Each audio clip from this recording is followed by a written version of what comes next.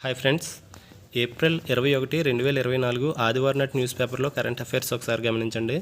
దళితులంటే జగన్కు చులకన అని చెప్పి ఒక ఆర్టికల్ రాయడం జరిగింది. దళితులు అంటే ఎస్సీ, ఎస్టీ, బీసీ సంఘాల గురించి ఒకసారి తెలుసుకోండి. SC commission, national SC commission, national ST commission, జాతీయ వెనుకబడిన తరగతుల కమిషన్ గురించి ఒకసారి చూడండి.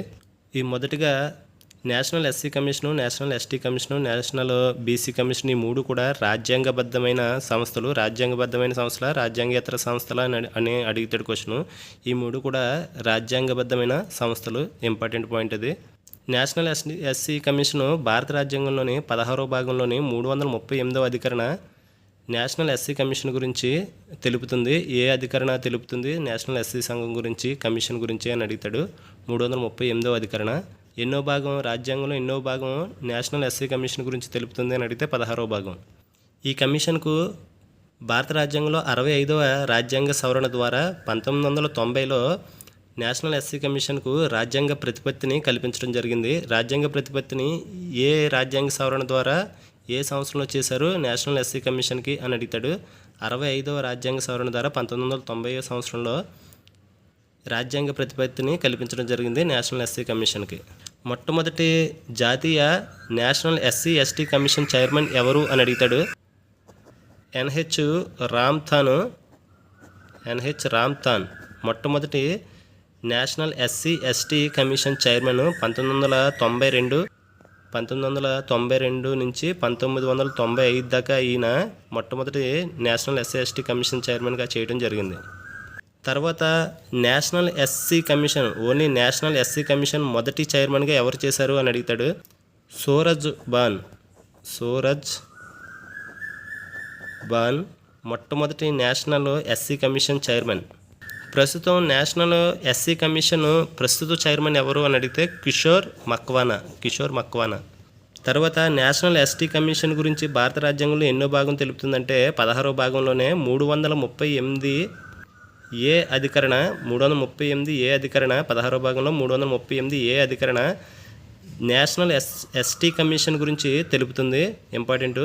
నేషనల్ ఎస్టీ కమిషన్ని ఏ సంవత్సరంలో ఏర్పాటు చేశారు అని అంటే 2004వ సంవత్సరంలో ఫిబ్రవరి 19న నేషనల్ ఎస్టీ కమిషన్ అధికారికంగా ఏర్పాటు చేయడం జరిగింది. ఇంపార్టెంట్, ఈ డేటు గుర్తుపెట్టుకోండి.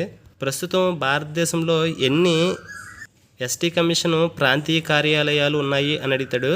ప్రజెంట్ భారతదేశం మొత్తం చూసుకున్నట్లయితే ఎస్టీ కమిషన్ 6 ప్రాంతీయ కార్యాలయాలు ఉన్నాయి. 6 ప్రాంతీయ కార్యాలయాలు ఒకసారి గుర్తుపెట్టుకోండి.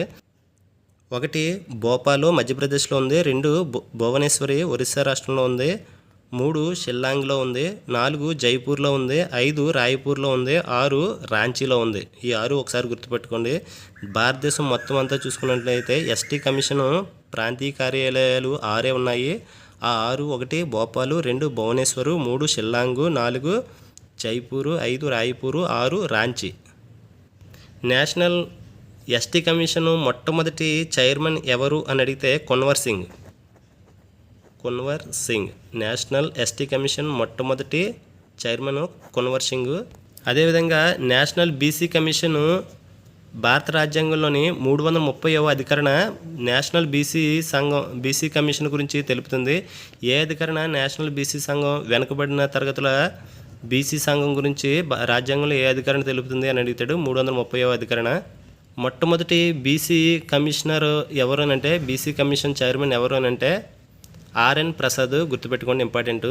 ప్రస్తుతం బీసీ కమిషన్ ప్రస్తుత చైర్మన్ ఎవరు అని అంటే హన్స్రాజ్ గంగారాం. ఇంపార్టెంట్.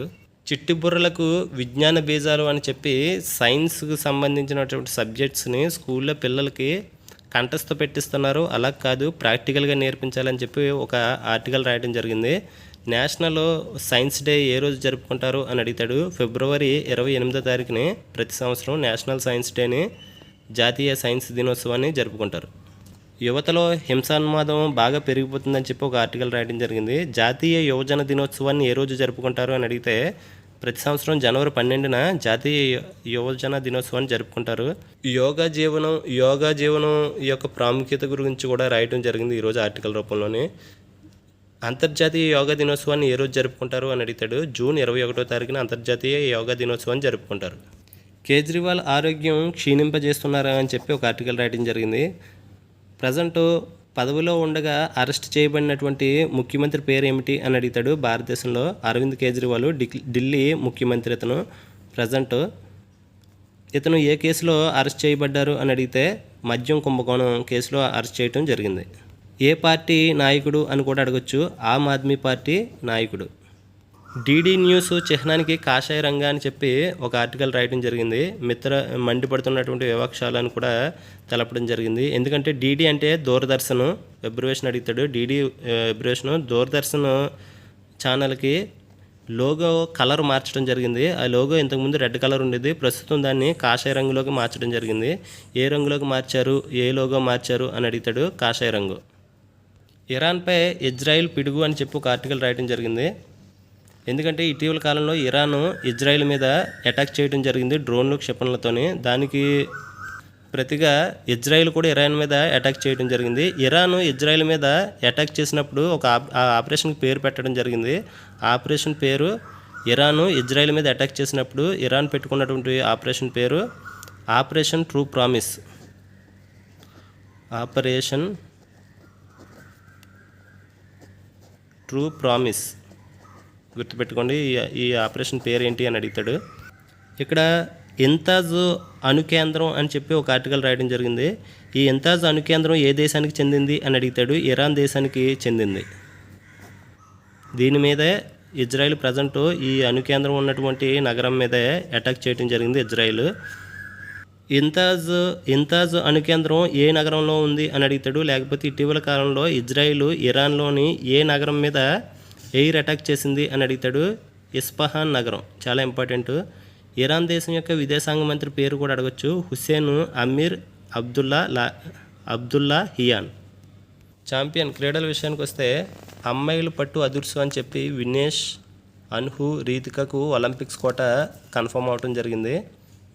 కిర్గిజిస్తాన్ దేశంలోని బిష్కెంట్ నగరంలో ఆసియా ఒలింపిక్ క్వాలిఫైయర్ పోటీలు జరిగాయి. ఇందులో భారత మహిళా రెజ్లర్లు వివిధ విభాగాల్లో నెగ్గి ఒలింపిక్స్ 2024 ఒలింపిక్స్ ఎక్కడ జరుగుతున్నాయంటే ఫ్రాన్స్ రాజధాని పారిస్లో జరుగుతున్నాయి. ఈ ఒలింపిక్స్లోకి అర్హత సాధించడం జరిగింది. వాళ్ళ పేర్లు ఒకసారి చూడండి. వినేష్ పొగాటు, అన్షు మాలిక్, రీతిక పారిస్ ఒలింపిక్స్ కోట స్థానాలు సొంతం చేసుకున్నారు. ఈ ముగ్గురు పేర్లు ఇచ్చి ఏ క్రీడకు సంబంధించినటువంటి క్రీడాకారులు అని అడుగుతాడు. రెజ్లింగ్ క్రీడాకారులు.